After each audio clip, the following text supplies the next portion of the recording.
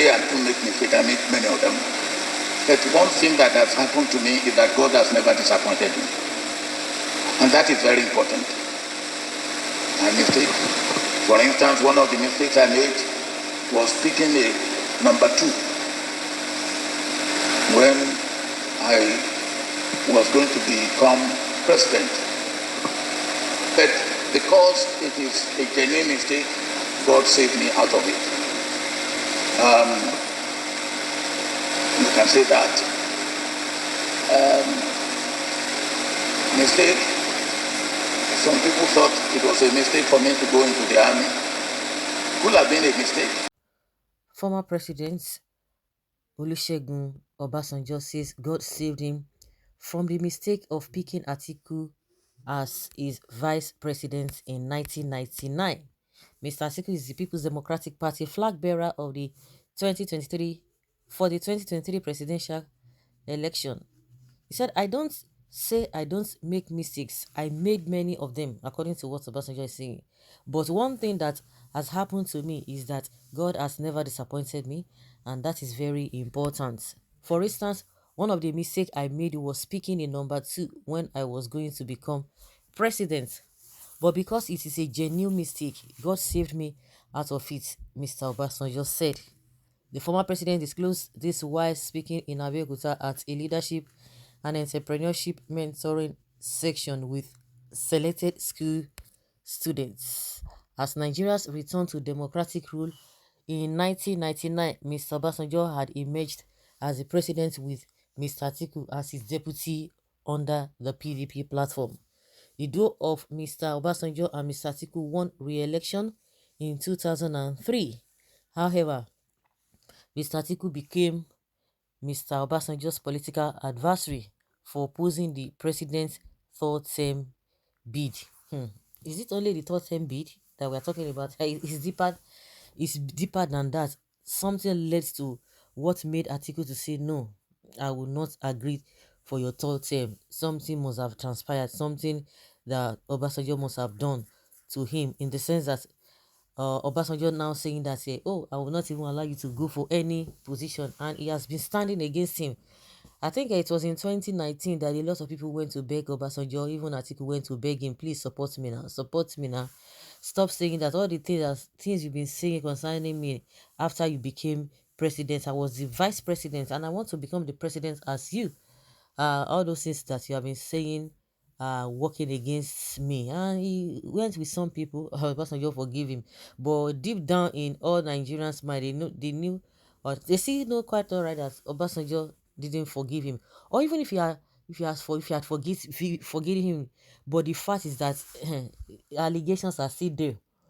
Obasanjo can forgive him, but what about Nigerians? It's just like when people tell you that, oh, as a woman or as a man, don't tell anything, don't say anything negative, really negative about your spouse, because if you do, a time will come you will forgive, but your in-laws, your friends, and all those people you have told, they will not forgive the person. But you have the heart because you have a lot of things that you are thinking that, okay, i can give I can just give it in or just give up. But people you have told, they don't have any stake, they will still be holding that grudge against you. So that is exactly what is happening, or what has happened between Obasanjo and Atiku. There are some things he has said which are fact against Atiku. So people, it will be very difficult for people to erase that. If there's any forgiveness or anything that Obasanjo has to do, it has to be between the two of them. So now, again, making this statement again, it has dented Atiku's image again. Of course, Atiku does not really have image. What they have is just structures. What's the structures? It's just money to share around, to use to intimidate people. Not that they have anything tangible for the people of Nigeria or for the country at large. They have nothing. It's still the same rhetorics and whatever. I heard some ballets, some traditional monarchs in Oyo State were saying that the land as a Atiku will be reenacting that open grazing law, which is one of the problems that we have with Buhari. So this statement made by Obasanjo, you heard it yourself, is damaging again. So people are not going to be too surprised with this statement, because that is just the fact. Obasanjo could swallow some things just to allow the sleeping dog to lie. The reason why I think Obasanjo accepted his forgiveness, or he just gave him audience in that 2019 when he came with some dignitaries, was because even Buhari himself, he was fed up of Buhari.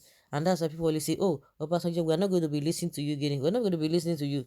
You were the one who, you brought a Yaradra, you brought a, what is it called? Jonathan.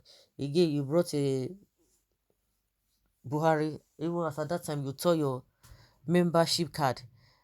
So we are not going to be listening to you. And the people that you have brought, nobody, none of them has really done the bidding of Nigerians. So I think since that time, people no longer listen to Obasanjo. Majority of the people, because initially when Obasanjo spoke, then he commanded respect, but that respect is not as what it is. It used to be now. So with a Atiku, okay, uh, Iga Ibi. Ibe and this dispensation, this old man should always remain grateful to the northerners. They picked him up from prison and dust him up to become president because they trust him. Nigeria was not ready for a northern president, and they wanted to compensate the Yoruba nation for Abiola's June 12th election, which annulled or was annulled by IBB. They also chose vice president for OBG 100% and sponsored the election. Atiku was to take over after 4 years, but OBJ was interested and had to beg Atiku. A reliable source confirmed OBJ went on his knees and cried for Atiku's anointing because of VP as almost the governors on his side. The Northerners again settled them. OBJ was ungrateful and wanted a totem agenda, and the Northerners told him no, but he insisted on Yaradua instead of Atiku.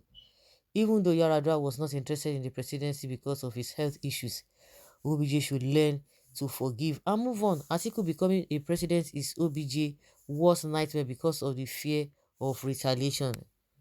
Lie, which retaliation? And again, why should it be? That is the problem you people always have, that the northerners, they favored him. So you are telling us invariably that the northerners are the ones who own this country. No wonder some people will tell you that they want to go their separate way.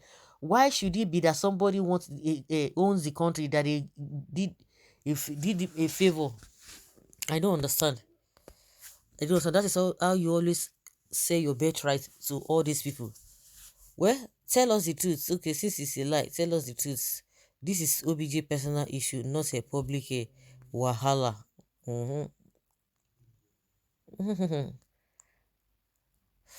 Well, one thing is certain, Atiku is a thief. For sure. Please explain Williams Jefferson criminal case was linked to Atiku. A word is enough for the wise. This is how we warned you all in 2015 to avoid Buhari. Atiku is ready to do anything to Nigeria just to enrich his friends. The day Atiku sells NNPC to his friends, we will be doomed. Electricity cannot improve in Nigeria today because Atiku is the sole importer of generators in Nigeria. The list is very long. Avoid Atiku. Hey, like a plague. Reason best known to him. Best of luck to Atiku supporters. But as for me, I prefer Asiwaju Tinubu to anybody. You too, best luck to you. Tinubu, his educational background is public. In the documents he submitted to INEC, there are no primary or secondary school attended. Tinubu alleged that those certificates were stolen by unknown persons during his time in exile. So, in other words, we have a future Buhari in the making. No primary school, no secondary school, yet he wants to be president. And this is not all. Tinubu's age is questionable. His wealth is subject of controversy. His states of origin, name, and so on are under dispute. His health is frail. His mind is enervated.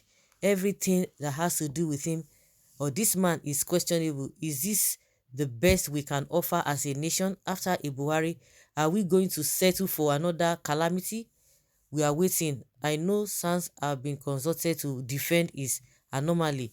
They did it for Buhari. They are likely to do it for Baba Agbado. I now know why Tinubu makes avoidable blunders. His education is warped.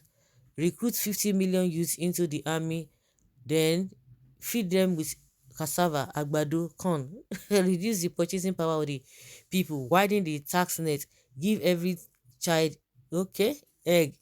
The compilation of his gaffers is staring. I just have to stop. Again, I ask, is Tinubu best we can offer as a country? Are we going to allow this power-hungry fellow win this election because it is their turn or it is his turn? Arise, O comrades, compatriots, it is time to obey. Be an obedient citizen. Vote wisely. Vote competence. Vote vision. Vote capacity. Vote integrity. Vote Labour Party. Vote Peter Obi, and you'll be glad you did. Okay. Oh. What can one say? So guys, leave your comment down there below and let's have your say.